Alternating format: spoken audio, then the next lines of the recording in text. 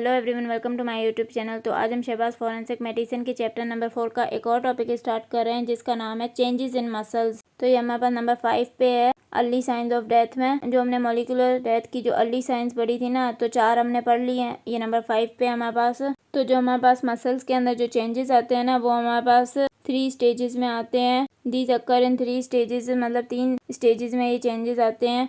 ए पे हमारे पास primary relaxation और फ्लेसिडिटी। पहले क्या होता है कि प्राइमरी रिलैक्सेशन होती है, बॉडी पूरी पहले रिलैक्स हो जाती है, फ्लेसिड हो जाती है, फ्लेसिडिटी होती है। बी पे क्या है, राइगर मोर्टिस और कैडावेरिक रिजिडिटी। बाद में क्या होता है, फिर राइगर मोर्टिस आ जाता है, कैडावेरिक रिजिडिटी आ जाती है, बॉडी फिर रिजिड हो जाती है, दोबारा सख्त हो जाती है। पहले ए में क्या था, प्राइमरी रिलैक्सेशन, मतलब कि बॉडी रिलैक्स हो गई थी। बी में क्या है, बॉडी सख्त हो गई है। सी क्या है, सेकेंडरी रिलैक्सेशन, फिर दोबारा बॉडी जो है वो सख्त होने के बाद फिर से रिलैक्स हो जाती है, सेकेंडरी रिलैक्सेशन होती है।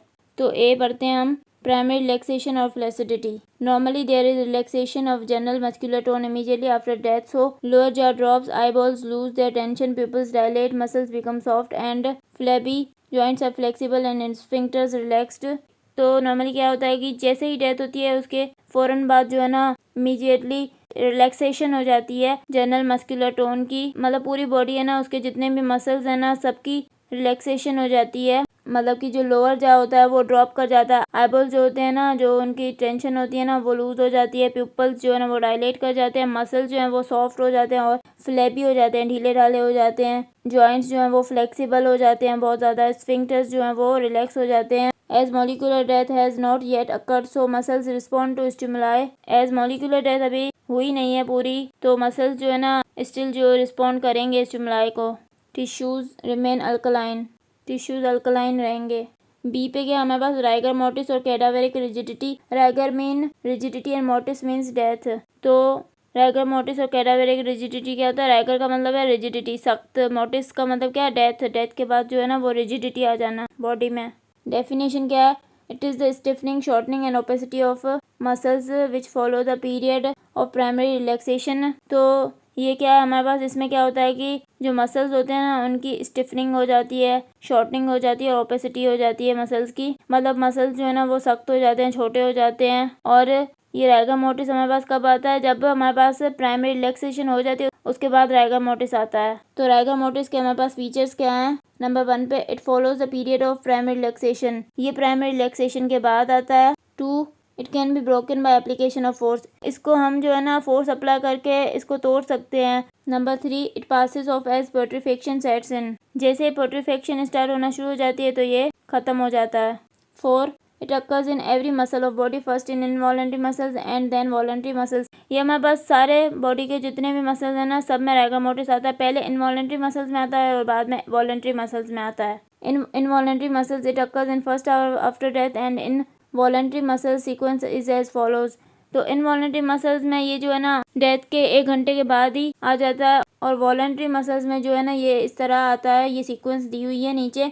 Muscles of eyelids 3 to 4 hours, 3 to 4 hours में आता है मसल्स ऑफ आईलिड्स में। फेस में 4 to 5 आवर्स में, नेक में 5 to 7 आवर्स में, ट्रंक में 5 to 7 आवर्स में, अपर एक्सट्रीमिटीज़ में 7 to 9 आवर्स में, लोअर एक्सट्रीमिटीज़ में 9 to 11 आवर्स में, फिंगर्स और टोज में 11 to 12 आवर्स में। तो इस तरह ये हमारे पास राइगर मोर्टिस वॉलंटरी मसल्स में आता है। नंबर 6 पे क्या है, rigidity generally passes off due to autolysis of muscle proteins in same order as mentioned in point 4। और जो रिजिडिटी हमारे पास आई थी ना, राइगर मोर्टिस आया था, वो आहिस्ता आहिस्ता फिर ख़त्म होना शुरू होता है।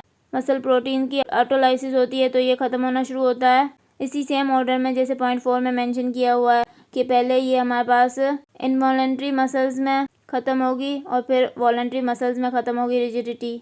Number 7, it commences 2 to 3 hours after death, ये हमारे डेथ के 2 से 3 घंटे के बाद शुरू होता है। Develops in 12 hours, persist for next 12 hour, passes off in another 12 hours, total 36 hours. ये हमारे जो शुरू के 12 घंटे होते हैं ना डेथ के बाद, उसमें डेवलप होता है और 12 घंटे के लिए ये रहता है और फिर अगले 12 घंटे में ये ख़त्म होता है। टोटल 36 आवर्स तक ये होता है।